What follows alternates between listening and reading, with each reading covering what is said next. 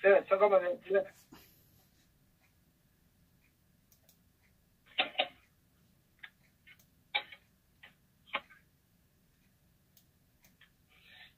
잠깐만요. 여보세요? 예.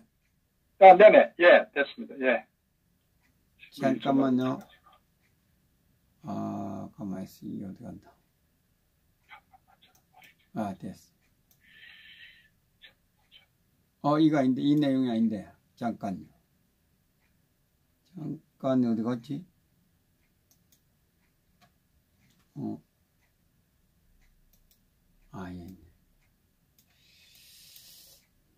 네, 반갑습니다. 예, 반갑습니다.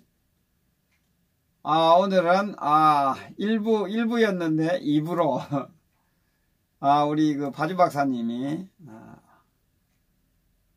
먼저 했습니다. 잠깐요. 됐고, 그 다음에, 됐고, 오케이. 예, 우리 논평을 해주시기 바랍니다. 예. 그래.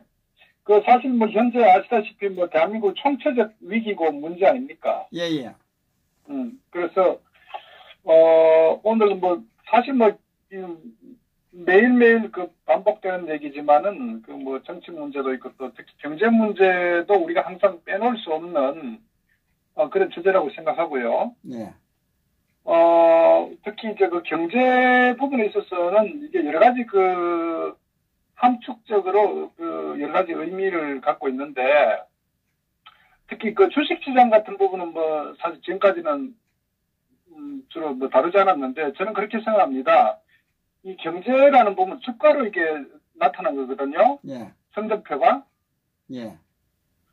그리고 또 이 주가라는 거는 단순하게 경제만 반영하는 게 아니고, 이게 어떤 정치, 경제, 사회, 문화, 국제 관계 전반적 부분들을 다 이렇게 내포하고 있는 게 또 주가에 포함되고 있거든요. 그래서 이제 최근에 어떤 주식시장에 있어서 주가가 계속적으로 이제 연속적으로 빠지는 부분에 대해서 이걸 단순하게 경제 어떤 주가 자체로만 볼 거냐, 또 거기에 대한 의미를 우리가 한번 배경을 되새겨볼 필요가 있다. 저는 그래서 이제 이 주식시장에 특히 외국 투자자들이 8일 연속 이제 주식을 팔고 있는 의미가 상당히 심각한 거다. 저는 그런 관점에서 이제 한번 이걸 다뤄보고 싶은데요. 사실 주가라는 거는 이제 어떤 개별 기업에 말씀드렸다시피 경제의 어떤 성적표인데, 이 개별 기업이나 또는 관련 산업 동향이나 이런 통상적인 일반적으로 이제 표현하기도 하고, 또 어떤 외국의 어떤 경제 현황도 반영을 하고, 국제 간의 상황도 또 예민하게 반영하기도 하고, 경제 지표란 거는 워낙 많은 변수에 따라 움직이기 때문에, 예. 그래서 미국의 또 환율 정책 같은 것도 영향을 줄 수도 있고, 예. 또 대한민국 경제 정책, 또 중국의 경제 정책이나 주가, 하여튼 굉장히 많은 전 세계에 일어난 모든 부분들이 이 주가에 반영되기 때문에 이 주가라는 부분은 사실 굉장히 우리가 해석하기에 따라서 다양하게 우리가 이제 의미를 찾을 수 있다. 국제 유가도 마찬가지고, 특히 북한의 상황도 마찬가지고, 금리, 환율 등등입니다. 그런데 어쨌거나 이제 제가 좀 예의주시하는 부분은 뭐냐면은, 평소에는 주식하는 분들도 많이 계실 거예요. 오르락내리락 하는. 다만 주가에 오르고 내리고에 대한 자기 투자에 대한 부분에 이제 예민하게 관심을 가지시는데, 저는 특히 봄에도 그렇고 여름에도 이제 기본적으로 연말 되면 주가가 상당히 폭락할 거라고 저는 이제 예측도 판단을 했는데, 거기는 단순 경제적 측면을 제가 이제 언급한 게 아니고, 말씀드렸다시피 주가가 의미하고 있는 여러 가지 복합적 부분 중에서 특히 이제 이 한미 동맹 관계에 저는 상당히 의미 있게 이제 보고 있거든요. 네.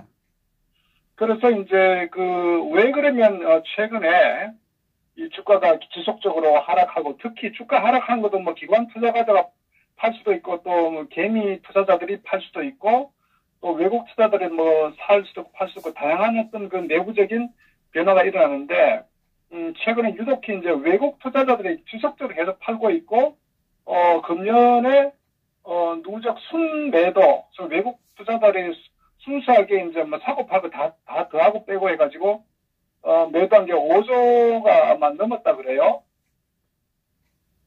그러니까 이게 정상적으로 만약 경제적 관점 보면은 뭐 어떤 주가의 어떤 긍정적 요인이 있으면 또 이렇게 또 미래 어떤 그 선행 지수나 등등 보고 외국 투자자들의 어떤 투자 수익을 위해서 이제 뭐 사기도 하고 팔기도 하는데, 예. 어쨌거나 이제 왜 지속적으로 이렇게 팔리고 있냐 하는 부분은, 크게 보면 저는 그런 것 같아요. 경제 지표 자체도 문제는 당연히 있고요. 경제 자체도 굉장히 긍정 문제 있고, 저는 이제 그럼에도 불구하고 경제 문제가 봄이나 여름이나 지금이나 사실 어려운 거는 마찬가지고, 또 경기 선행 지수조차도 항상 어려웠기 때문에, 뭐, 주가가 갑자기 폭락하고 상은 아니거든. 그건 변수가 있는 건 아니거든. 그런데 왜 그러면 8일 연속, 하락하느냐. 외국 투자자들이 이제 팔고 떠나는 어떤 흐름이 있냐 하면은, 최근에 이제 그 한미동맹 관련해서 그 굉장히 외국이 심각하게 보고 있다는 겁니다.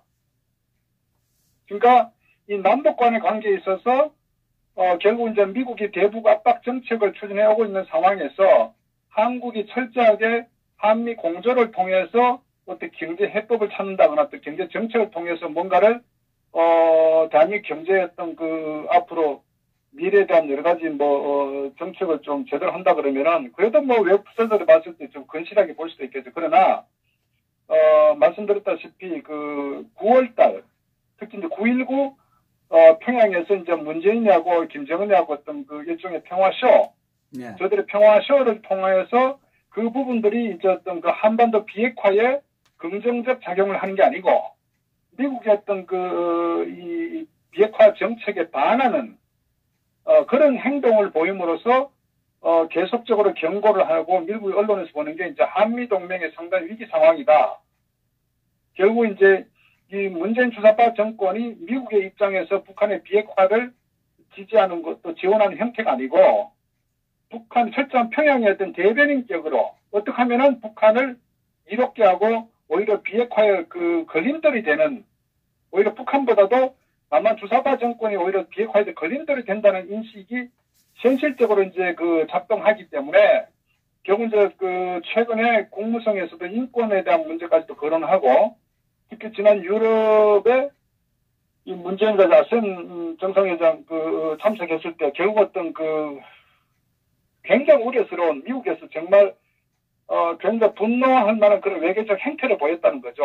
그러니까 어떤 유엔과 미국의 어떤 그 대북 정책과 전혀 어긋나는 그런 반미 정책에 거의 뭐 어떤 그런 형태로 결국 이제 철저하게 어떤 북한 평양에 있던 입장을 두둔하는 그런 행태를 보임으로써 실질적으로 이제 그때 나온 얘기가 미국의 외교적 승리라는 말도 안 되는 외교적 승리라는 표현 자체가 웃기는 거죠. 결국 외교적 승리는 이 남한의 이 문재인 좌파 정권과 결국은 외교적 어떤 그 경쟁을 통해서 미국에 승리했다는 이런 의미인데 그거는 정말 한미 동맹으로서는 있을 수가 없는 그만큼 이제 한국의 입장은 미국의 입장에 봐서 동형이 아니다 할 정도로 굉장히 심각한 어떤 그 균열이 이미 나버렸다는 거죠. 바로 그렇기 때문에 그런 부분에서 이제 외국의 어떤 그 전문가들 언론에서는 결국 이제 문재인 정권이 한참 잘못 나갔다. 이건 더 이상 동맹으로서 파트너십으로 더 이상 어떻게 그 함께 할 수 없는 그런 그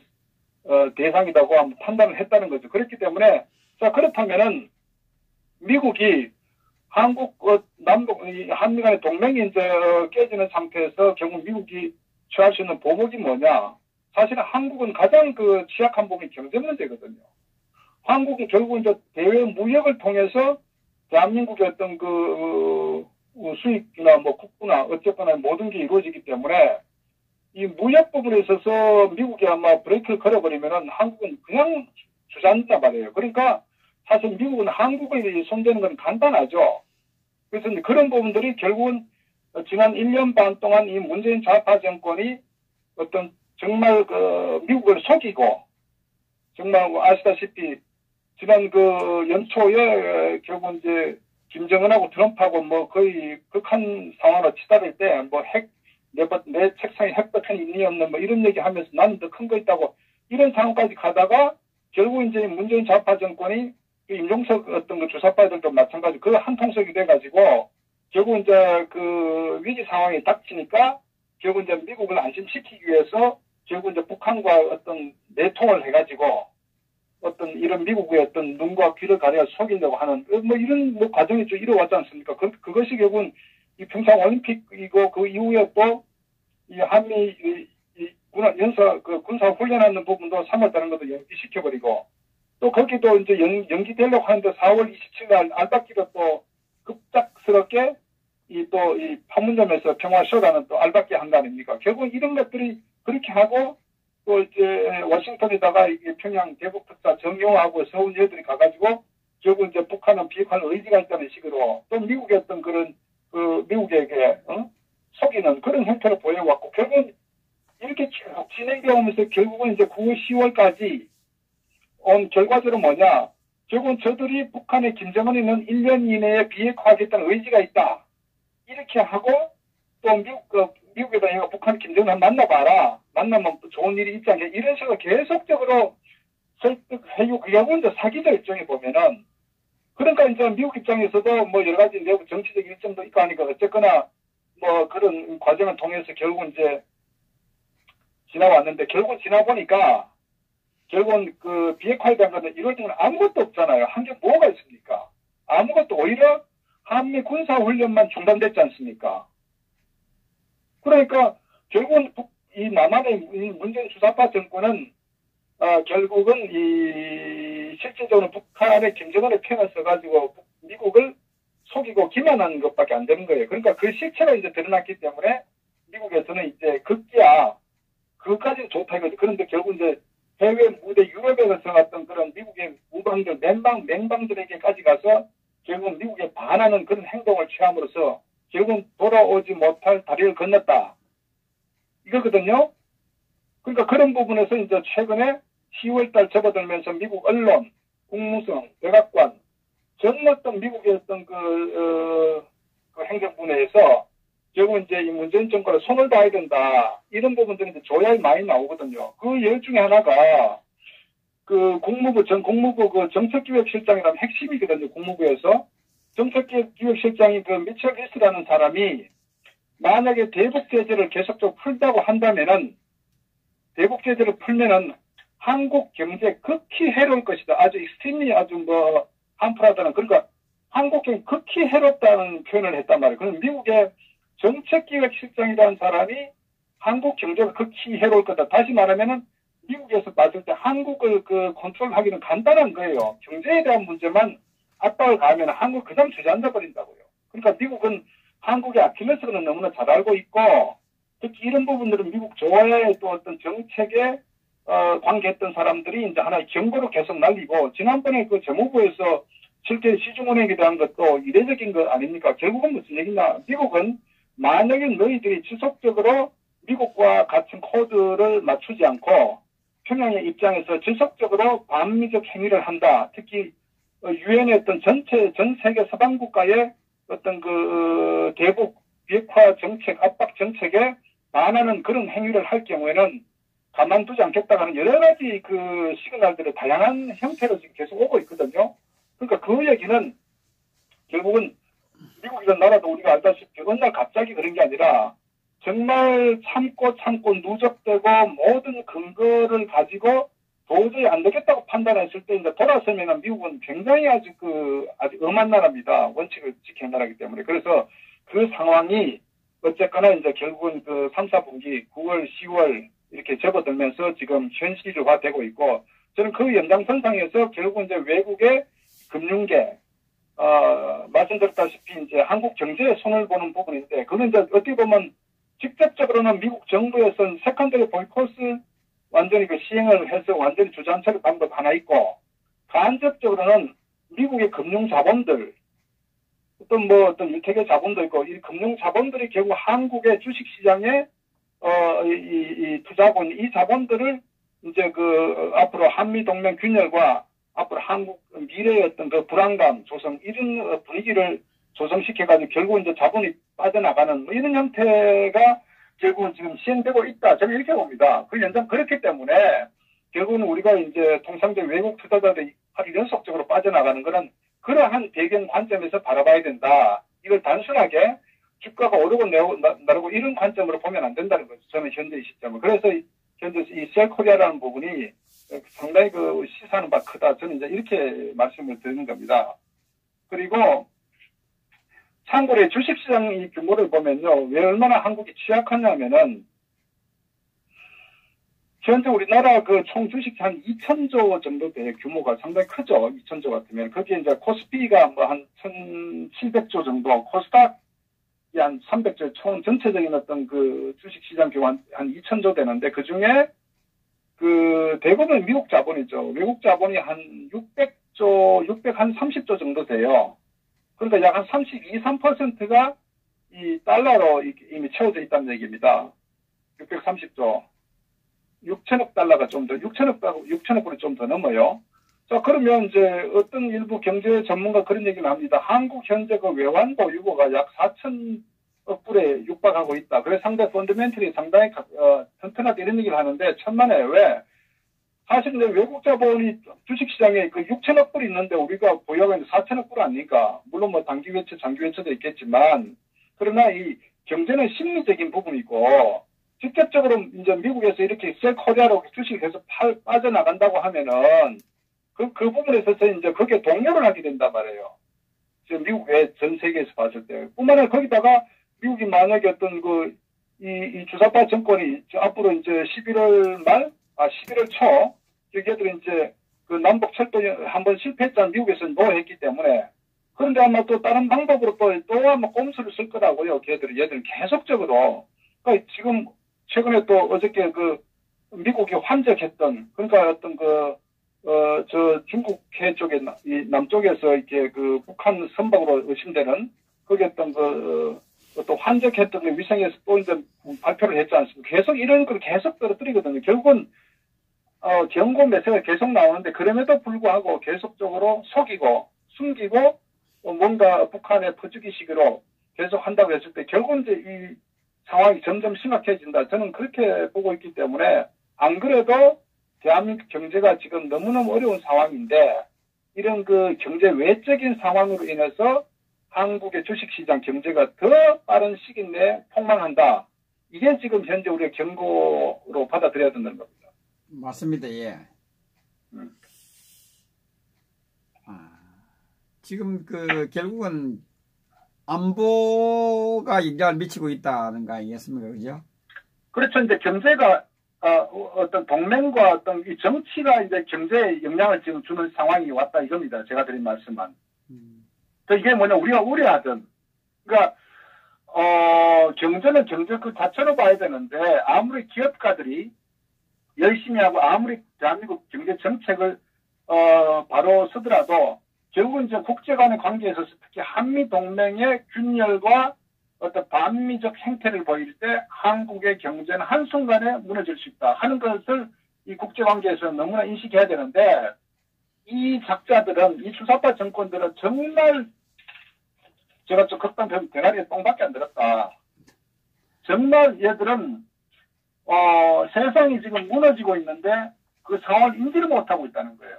그리고 완전히 김정은의 도취가 돼가지고 지금 정말 너무 위태한 상황인데 그건 너무 인식하는지 안 하는지 아예 뭐 그 관심도 없는지 지금 그런 상당히 위기 상황임에도 불구하고 그러니까 저 작자들은 어떻게 하든지 참 하루빨리 그 집을 내려야 되는데 뭐 상황이 의외로 심각하다. 저는 자꾸 이걸 이제 말씀을 드리는 겁니다.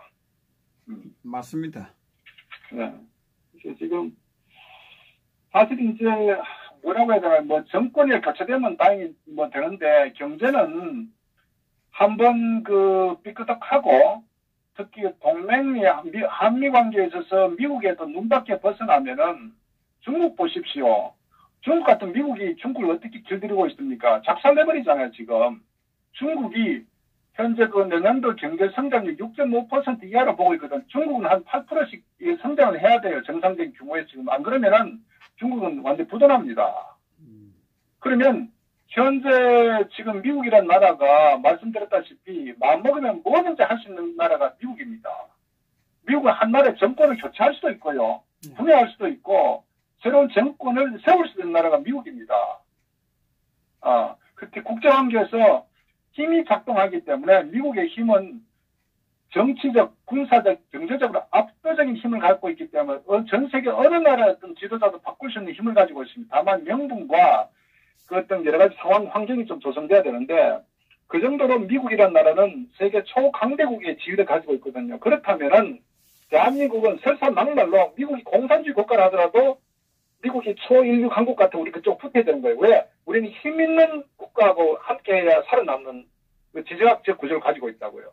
근데 더더구나 미국이라는 나라는 철저하게 어떤 자유시장 경제, 민주주의, 인권을 추구하는 국가이기 때문에 실리적 측면뿐만 아니고 명분에 있어서도 대한민국은 미국과 무조건 함께해야 한국의 어떤 그 운명이 보존된다. 저는 그걸 보는 거예요. 또 그것이 궁극적으로 북한을 자유통일시키는 그런 어떤 방법이고 또 하나는 러시아나 중국을 견제하는 어떤 의미에서 일본도 견제할 수 있는 그런 전략적 측면에서도 대한민국은 무조건 미국과 함께해야 되는 거예요. 그것이 한국이 가장 어떤 그 선택할 수 있는 최선의 어떤 전략적 정책적 하나의 선택이다. 이걸 우리가 국가를 경영하는 사람들은 알아야 되는 거예요. 그런데 미국의 눈밖에 벗어난다. 요번에 한번 보십시오. 이 문재인이가 유럽 가가지고 나름대로 뭔가를 함쇼를 해보려고 특히 프랑스 같은 경우는 뭐 어떤 그 중도적 어떤 그 정치 지형을 띄우고 있다고 혹시나 이들이 프랑스 같은 경우에 미국에 노화할 수 있는 국가라고 오판해가지고 미트랑아 마크롱하고 한번 해보려고 했지만은 면전에서 그냥 당했잖아요. 예. 더더구나 50개 유럽과 아시안 국가 50개국이 만장일치로 CVID 정책을 선언한 거 아닙니까? 그게 바로 미국의 힘이라고요. 미국의 힘. 그래서 미국의 힘은 절대적으로 유일무이한 전 세계 강국인데 그 미국을 대상으로 해서 미국의 주 하나 규모도 안 되는 대한민국이 정통성은 이 좌파 정권이 미국을 상대로 해서 게임을 하겠다? 백전백패죠.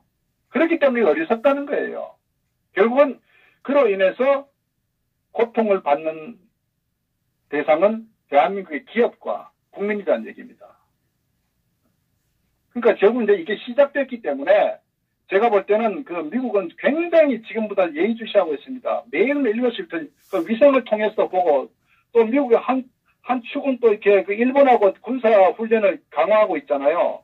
지금 현재 한반도 이 해협에 호주, 영국, 프랑스, 캐나다 동맹 그 어떤 군함들이 많이 와 있잖아요. 어떤 미국의 어떤 그 전 군사기지에 미군 총 전력자산 다 들어와 있고, 그 뭘 하겠다는 거예요. 중국도 겁을 내지 않습니까? 러시아는 푸틴 같은 경우는 큰 소리 쳐도 끽소리 안 하고 있잖아요. 푸틴 같은 경우도. 왜? 미국의 힘과 실체를 알기 때문에. 건드리면 죽는 걸 알기 때문에. 그러면 시진핑 같은 경우도 큰 소리 못 친다고요. 그게 지금 국제관계 지금 힘의 균형이고 그 실체란 말이에요. 그런데 이런 초강대국들조차도 아베 같은 경우도 트럼프 앞에서 꼽아가잖아요. 근데 뭐가 있다고 정통성 없는 이 좌파 세력이 감히 미국 앞에서. 이러니까 이게 문제가 정신 나간, 그건 병원과 정신 감정받아야 될 집단이라는 얘기죠. 결국은 뭐, 그, 대한민국이 그 좌파 정권이 국제사회로부터, 믿음을 주지 못하고, 신뢰를 받지 못하고, 그러니까 불안하니까 주식을 순매도로 하는 겁니다. 보통 뭐, 주식이 순매도가, 폭락했을 때 보통 몇천억이잖아요. 그죠? 제일 많이 했을 때. 보통 그러니까 주식이란 거는 결국 이제 그 기업에 하는 사람들, 투자자들은 자기의 수익을 위해서 투자하지 않겠어요? 예, 예. 그런데 결국은 이제 그럼에도 불구하고 어쨌거나 여기는 정치적인 어떤 상황이 계획되기 때문에 어떻게 또 뭐, 또 그것도 있죠. 뭐, 여러 가지 이유가 있는데 어쨌거나 외국 투자자들이 빠져나간다는 얘기는 어쨌거나 이제 한국의 어떤 그런 미래에 대해서 굉장히 이제 불투명하고 불안하게 보고 있다. 앞으로 상황이 점점 더 심각하게 돌아가고 있다. 그러니까 빨리 팔고 뜨자. 이게 지금 그 투자자들의 판단이라는 거죠. 거기에는 단순히 경제적인 어떤 그런 그 결과도 물론 뭐 어려운 점이 예측되죠. 그러나 그것보다는 정치적인 환경, 남북 간의 관계, 한미 간의 관계, 대한민국 국제관계에 있어서 위상, 이 부분이 훨씬 더 불안하다고 판단하기 때문에 결국 외국 투자자들이 팔고 가자, 이제 이런 상황이고, 문제는 이게 지금 여기서 끝나는 게 아니라 계속 매일 지금 상황이 지금 연속적으로 진행되고 있다. 이것이 더 심각하다는 겁니다. 결국은 이 상황이요. 우리가 예를 들어서 하루 이틀 같은 뭐 빠질 수도 있겠지. 그러나 이게 3일, 4일 계속 지속되다 보면요. 이거 왜 이래? 이런 이제 상황이 연출되게 되면 그때부터는 경제가 완전히 정말 브레이크 없는 그런 질주를 하게 된다고요. 뭐 그래 되면 그건 상당히 우리가 IMF 상황까지 갈 수도 있다. 저는 뭐 그런 각오도 해야 된다는 겁니다. 그리고 이 지금 주식 폭락하는 이유 중에도 세컨더리 보이콧 그 영향도 그거 하면 끝이죠. 그거 하면 끝이죠. 물론 그런 것도 불안하게 보고 있는 부분도 당연히 포함됐다고 봐야 되겠죠. 예. 그러니까 이 속도하고 어떻게 이제 정비례하냐면요. 결국 이제 얘들이 북한에다가 퍼주게 하는 쪽에 뭔가 계속 무리수를 떠나가면 떠나갈수록 이 상황이 더 빨라진다는 겁니다. 그러니까 이제 얘들 문재인 좌파 정권은 마음이 급하죠. 왜? 김정은하고 종전선언해가지고 이걸 빨리 연방제로 가든 국민을 속여가지고 자기들 정치 스케줄 가져가야 되는데 결국 보십시오.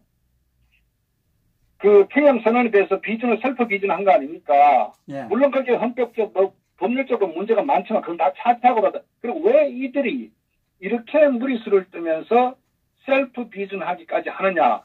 결국 이걸 기정사실화 시켜서 미국으로부터 정말 어떻게 이런 반대를 못하도록 만드는 이런 전략적 의도가 내포되어 있는 거예요.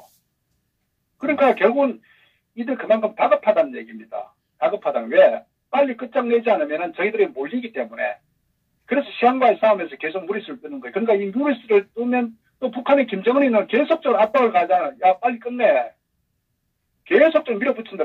김정은이는 이 주사파 정권을 압력을 통해가지고. 그러니까 얘들이 결국 이제 코너에 몰리니까 자체적으로 계속 무리수가 계속적으로 나오는 거죠. 그러니까 저는 그렇기 때문에 현재 벌어지고 있는 이 사법부의 어떤 이런 특별재판부 건도 그렇고 이 전체가 단순 개별 사건이 아니라 북한과의 이 주사파 정권과의 전체적인 어떤 이런 시나리오에 따른 하나의 개별적 상황으로서 일들이 이루어지고 있다. 이런 측면에서 이걸 바라봐야 된다. 이런 상황과 미국이 충돌하고 있기 때문에 그 충돌의 어떤 결과로서 이 주식시장에 외자들이 빠져나가는 이런 측면에서 이 사건을 바라봐야 된다. 제가 그걸 말씀드린 거예요.